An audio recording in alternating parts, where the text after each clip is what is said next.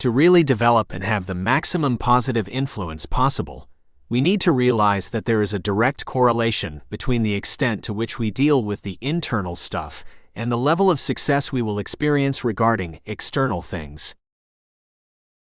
You know you could do better at times when it comes to behavior, thinking, and expressing your emotions, but how can you achieve this and stay consistent? The elements covered in this book are the fundamentals to enable you to do just that. This book is not the magic bullet that, by owning it, transforms you into a great self-leader. Possession of knowledge is just one part of transformation. What truly matters are the day-to-day decisions you make based on these elements, whether you feel like it or not. These choices will make a real difference and set you apart as a great self-leader and, consequently, a great leader of others. The areas included have universal applications, and I have introduced them with my unique perspective, experience, and the flavor I bring to the world. Some of this content may be new to you and can serve as encouragement that despite where you find yourself now, you can intentionally make quality decisions to steer and lead your life better from now on. In another light, depending on your growth journey so far, you may be familiar with certain points. If so, these can serve as a reminder of things you have heard but have either forgotten or can utilize to refresh and reinforce. They also act as enablers, helping you to optimize successful areas of your life and leadership even further. Use it and come back. As with any book, find what works for you now. Will you commit yourself to listening to and fully engaging with this book? What would not finishing a book about self-leadership really identify about you and your priorities at this point?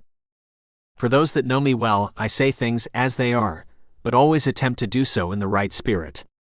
I think it is more efficient and effective that way. Everyone knows the deal, which can empower quicker. So if my language here is a bit in your face, that is all it is.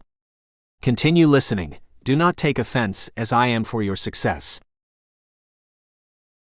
Give yourself the time and focus to get the most out of each area. Go at your own pace. You are in control of your growth. The book is intentionally laid out in small sections for practical involvement. I have included the pause and think about it for a moment sections to prompt further thought, so ensure you engage with these questions. Ask yourself new questions in these areas too, and share them with me.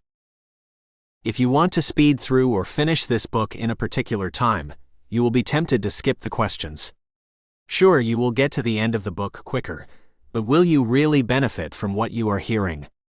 Remind yourself of what is motivating you to listen to this book.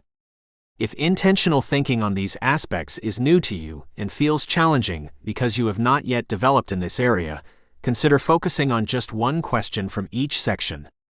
Then, as you revisit the material, catch the others on the next listen. Alternatively, you can start by examining one aspect, whether an ally or enemy, that you want to think about first, and spend time on those associated questions. Questions are the pathway to the answers we are looking for. Grab hold of the parts that resonate with you, run with them, and make the necessary changes so they benefit you. Allow these to be expressed uniquely through you, enhancing the flavor you give to the world. Do not get overwhelmed by trying to maximize and incorporate all these principles immediately.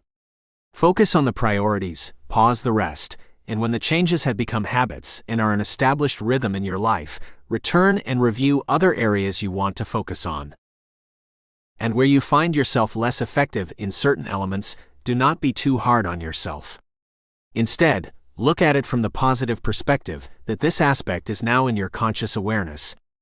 Also, recognize that there are practical steps here you can take to strengthen these areas and enhance your effectiveness. As I said, all of these elements are interlinked to enable successful self-leadership, so developing any of them will position you better to develop the others over time. Pause and think about it for a moment. Imagine how different your life and leadership will be as you develop and grow your self-leadership. What changes do you want to see in who you become? And in what you accomplish?